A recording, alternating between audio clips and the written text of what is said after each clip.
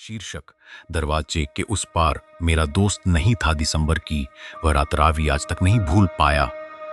गांव में बिजली जा चुकी थी, घर के सारे कमरे अंधेरे में डूबे हुए थे और बाहर ठंडी हवा ऐसे चल रही थी जैसे कोई खाली गलियों में बैठकर रो रहा हो। रवि घर में बिल्कुल अकेला था क्योंकि उसके माता पिता एक शादी में गए हुए थे। वह मोबाइल की हल्की रोशनी जलाकर कमरे में बैठा था। तभी अचानक मुख्य दरवाजे पर दस्तक हुई। ठक ठक ठक। पहले उसने सोचा कि शायद हवा होगी, लेकिन फिर वही आवाज दो बार आई। इस बार आवाज और साफ थी। ठक।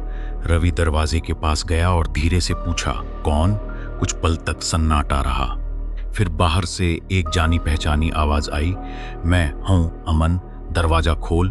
अमन उसका बचपन का दोस्त था, इसलिए रवि ने राहत की सांस ली। लेकिन जैसे ही उसने कुंडी खोलने के लिए हाथ बढ़ाया, उसे कुछ अजीब महसूस हुआ। आवाज अमन जैसी थी, लेकिन उसमें न जान नहीं थी, न नासों की आवाज थी, न ठंड से कांपने का एहसास, न कोई बेचैनी। वह आवाज बिल्कुल सपाट और खाली थी, जैसे कोई इंसान नहीं बल्कि कोई अंधेरी दीवार बोल रही हो। उसने पूछा, अमन, अमन तू इतनी रात को यहां क्यों आया है? बाहर से तुरंत जवाब आया, दरवाजा खोल, बहुत ठंड है। रवि का दिल तेज धड़कने लगा। उसने कांपते हाथों से अमन को फोन मिलाया। घंटी गई। एक बार, दो बार, तीन बार। फिर अमन ने नींद भरी आवाज में फोन उठाया और बोला, क्या हुआ? रवि इतनी रात को क्यों फोन कर रहा है? रवि के पैरों के नीचे से जमीन खिसक गई। उसने बहुत धीमी आवाज में पूछा, तू कहाँ है? अमन बोला, अपने घर पर हूं, सो रहा था। उसी पल दरवाजे के बाहर से वही आवाज फिर आई।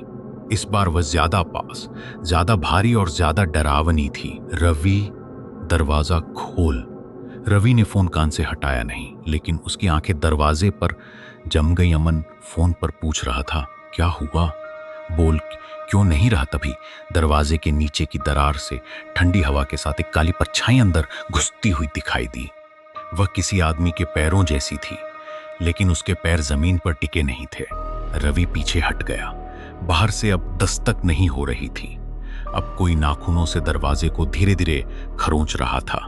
चर चर। फिर आवाज आई, तू मुझे पहचानता नहीं? मैं तो तेरा दोस्त हूं। रवि की सांस रुकने लगी। उसने हिम्मत करके कहा, अगर तू अमन है तो मेरी मां का नाम बता।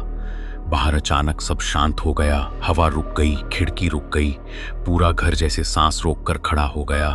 फिर दरवाजे के बाहर से बहुत धीमी हंसी सुनाई दी।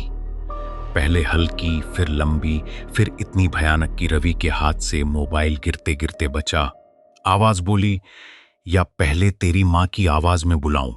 इस सुनते ही रवि का गला सूख गया। अगले ही पल बाहर से उसकी मां की आवाज आई, बिल्कुल वैसी ही जैसी वह बचपन में उसे बुलाती थी। रवि बेटा, दरवाजा खोल दे। रवि की आंखों में आंसू आ गए, लेकिन वह समझ गया कि यह उसकी मां नहीं है। वह तुरंत कमरे की तरफ भागा और भगवान की छोटी सी तस्वीर के पास बैठ गया। बाहर से अब अलग अलग आवाजें आने लगी।